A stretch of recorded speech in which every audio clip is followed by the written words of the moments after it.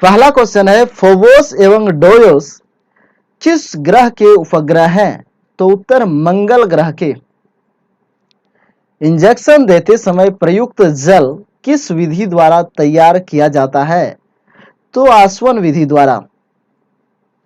गंधक के साथ रबर को गर्म करने की प्रक्रिया को क्या कहते हैं? तो उसको जो है वल्कनीकरण कहा जाता है। बैक्टीरियोफाज क्या है? तो बैक्टीरिया का परजीवी वायरस को जो है बैक्टीरियोफाज कहा जाता है। रेडियो एक्टिवता में बीटा किरणें होती है तो ऋण आवेशित। कांच पर लिखने के लिए किस अम्ल का प्रयोग किया जाता है? तो हाइड्रोजन फ्लोराइड अम्ल का। शुद्ध सोना कितने कैरेट का होता है? तो 24 कैरेट। किसी चालक के सिरों के बीच विभवांतर उसमें बहने वाली धारा के समानुपाती होता है, यह नियम है। तो ओम का नियम। स्टार्च को माल्टोज में परिवर्तित करने वाला एंजाइम है तो एमिलेज एंजाइम। परमाणु घड़ी किस प्रभाव के अंतर्गत कार्य करती है? तो पीजो इलेक्ट्रिक प्रभाव के अंतर्गत। प्रत्येक पदार्थ में उसके द्रव्यमान के कारण ऊर्जा भी होती है, यह सिद्धांत किस वैज्ञानिक ने प्रतिपादित किया?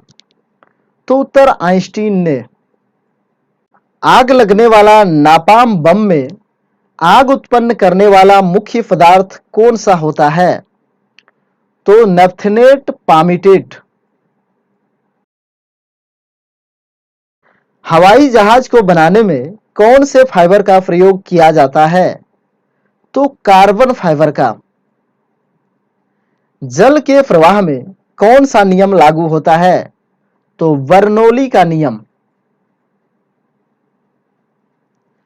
वायु में ध्वनि का वेग किस अवस्था में बढ़ जाता है? तो आर्द्रता बढ़ जाने पर। आंसू में कौन सा एंजाइम होता है जिससे जीवाणु मर जाते हैं? तो लाइसोजाइम एंजाइम। परमाणु रिएक्टर तथा परमाणु बम में मूल अंतर क्या है? तो उत्तर परमाणु रिएक्टर में श्रृंखला अभिक्रिया यानी चैन रिएक्शन जो है नियंत्रित तो होती है, जबकि परमाणु बम में यह अनियंत्रित होता है। किसी वस्तु का वेग दोगुना करने से उसकी गतिज ऊर्जा कितनी हो जाती है? तो 4 गुनी।